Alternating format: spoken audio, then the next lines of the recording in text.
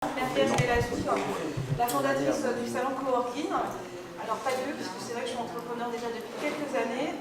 J'ai un profil plutôt digital.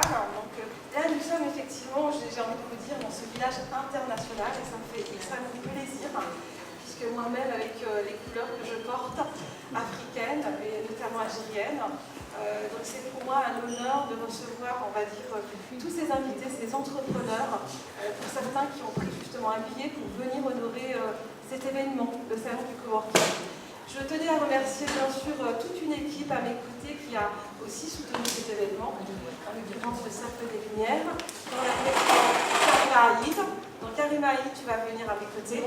Si, tu viens me connais, puisqu'elle a participé aussi à collaborer.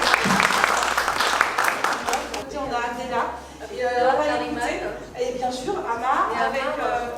si on peut les avoir à nos côtés 2 minutes, aussi l'équipe des Cercles des Lumières à nos côtés. Et c'est voilà.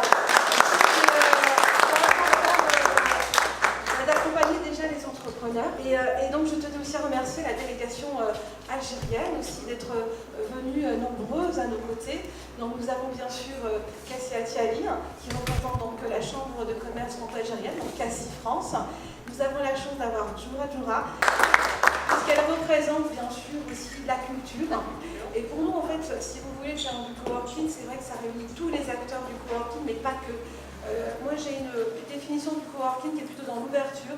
Le coworking n'est pas forcément que du béton, mais des communautés. Et les communautés réunissent tous les acteurs du métier, donc bien sûr l'entrepreneuriat, mais la culture, parce que sans la culture, on ne peut pas aussi avancer. Donc je vous demande aussi de venir à nos côtés, Cassia Tiali et Djoura à nos côtés, parce que, oui, c'est important. Merci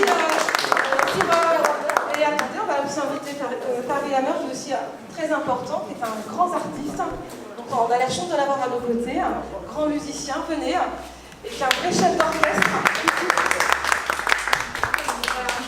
Donc une très belle délégation, une très belle en fait, équipe franco-algérienne, on peut le dire. Et en fait, ce que j'ai envie de vous expliquer, c'est que finalement, ah oui, bien sûr, les images, excusez-nous. Ce que j'ai envie de vous dire, c'est qu'effectivement, c'est une chance d'avoir plusieurs cultures, parce qu'en réunissant les différentes cultures, c'est ce qui nous permet d'être encore plus forts. Et le coworking, c'est un peu ça finalement, c'est réunir toutes les communautés, de tous les horizons, des 5 continents, et c'est ainsi qu'on sera plus fort. Nous accompagner, nous les start-upers, parce qu'on a besoin aussi de soutien des gens d'expérience. Donc, allez, honneur aux femmes. Donc, Djoura, tu peux parler.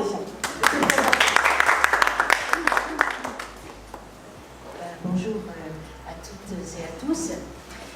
En fait, j'ai envie d'abord de vous féliciter. Comme vous dites, place aux femmes et place aux jeunes, c'est mon ADN. C'est ce que j'ai toujours essayé de transmettre dans tout mon parcours, à la fois musical, écriture, voilà, toutes les casquettes que je peux avoir, que certains d'entre vous connaissent.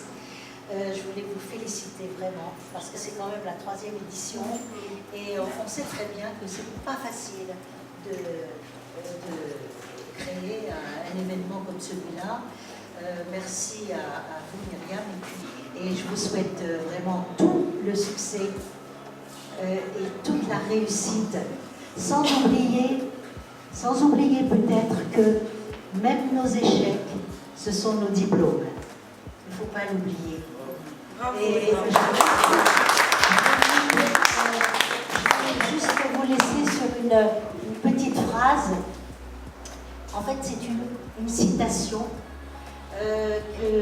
que j'ai toujours portée en moi, qui a été pratiquement ma devise pour mener tous mes combats, puisqu'on m'appelle la femme aux 1000 combats. Et donc, cette citation est une citation de Schiller qui dit « Va devant toi, et si le monde que tu cherches n'existe pas, il jaillira tout exprès de l'onde pour justifier ton audace. »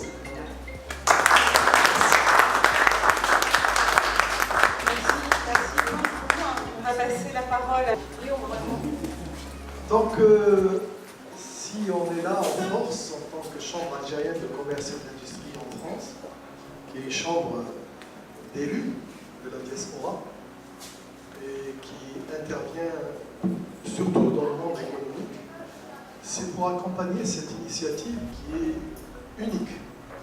Pourquoi unique? Parce qu'elle s'inscrit dans une projection, même dans une actualité, qui est le passage de la période de transition économique au niveau mondial vers une économie établie sur deux fondamentales. L'une, c'est la transition numérique 3.0 et la deuxième, c'est la transition industrielle 4.0. Ça veut dire quoi? Ça veut dire que tout part à zéro. On redémarre le monde économique, industriel et l'intelligence à zéro. D'où la chance pour vous les jeunes. C'est sûr, c'est pas pour moi, j'ai fait mon temps, mais je suis dans un élément de transmission. Je suis ingénieur de formation, je suis l'inventeur de la télévision à écran plat au niveau mondial, et plein d'autres inventions. En France, je suis numéro 1 de l'électronique en public, avec la marque Continental Unicef. Mais ceci n'est rien à côté de ce qui vous arrive. Parce que nous avons vécu la transition économique. Nous avons subi la transition économique. Vous allez la vivre. Et la vivre à partir de zéro. Au même titre que l'Américain, au même titre que les Néo-Zélandais, au même titre que le Chinois. L'avenir de la France, l'avenir de la Méditerranée, l'avenir de l'Algérie qui est mon pays, est entre vos mains.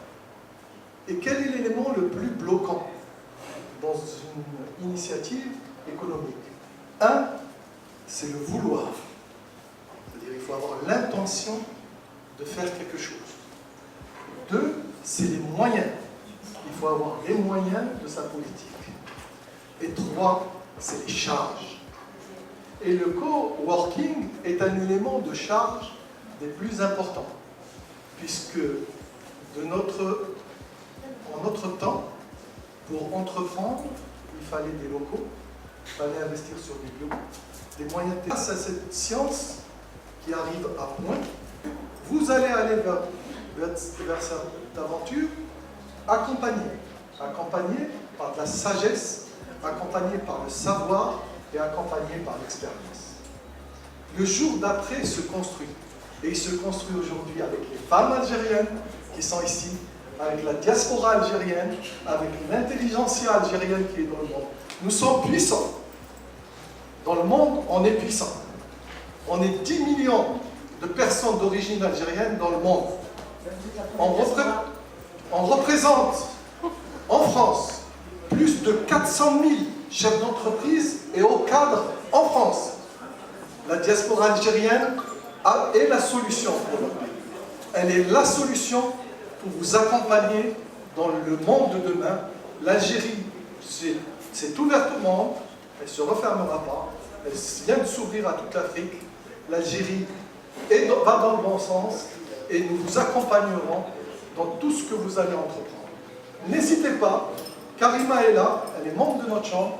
Si vous avez quoi que ce soit comme problème par rapport à un éventuel investissement en Algérie ou au Maghreb, contactez-nous. Nous sommes là et c'est notre devoir de le faire.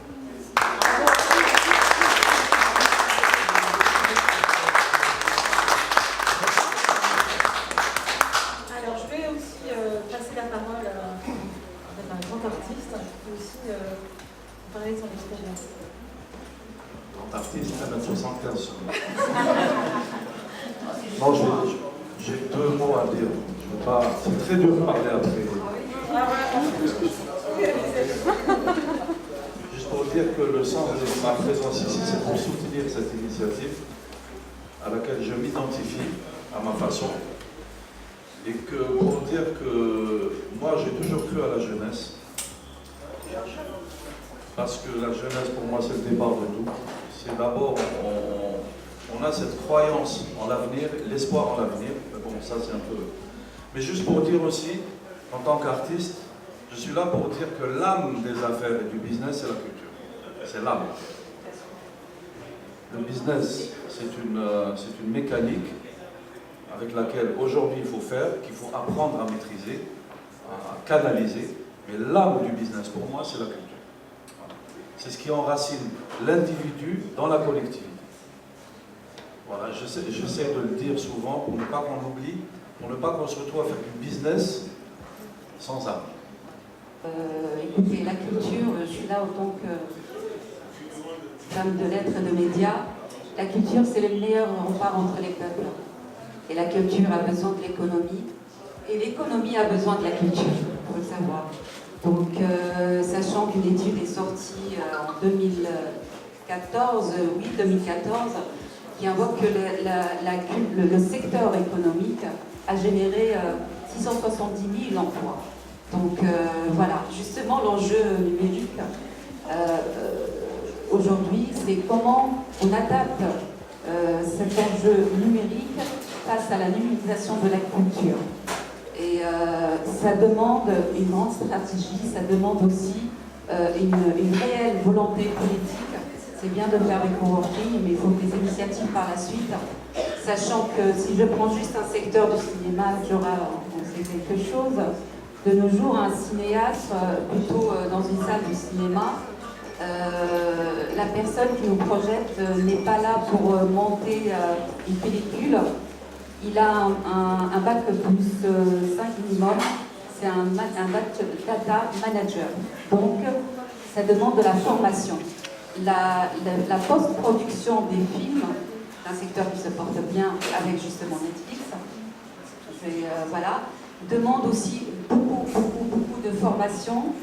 On ne fait plus un film d'aujourd'hui sans des effets spéciaux, par exemple. Et donc tout cela, ça sera un bénéfice pour la culture qui reste quand même un meilleur rempart entre les peuples. Quoi dire? De nos jours, le défi est immense, le défi est universel. Le défi est pas seulement en Algérie, pas seulement en France, comment on utilise la culture pour un meilleur rempart entre les peuples au service de la paix. Voilà. Je le dis autant que poète, permettez-moi cette faiblesse, permettez-moi du par mon parcours aussi, j'ai toujours œuvré pour monter des événements culturels dans le cadre de la pensée, dans le cadre de la poésie, dans le cadre de la littérature, parce que c'est là où ça se passe et c'est là où on a besoin d'investissement, c'est là où on a besoin des gens qui croient en nous, c'est là où on va œuvrer. Donc je suis venue ici aussi comme un acte de solidarité, mais aussi une touche d'espoir, parce que la culture lui rend bien d'un point de vue économique. Ça génère de la pensée, ça génère de la réflexion et ça génère du business aussi, si on revient au business. Voilà. Bravo.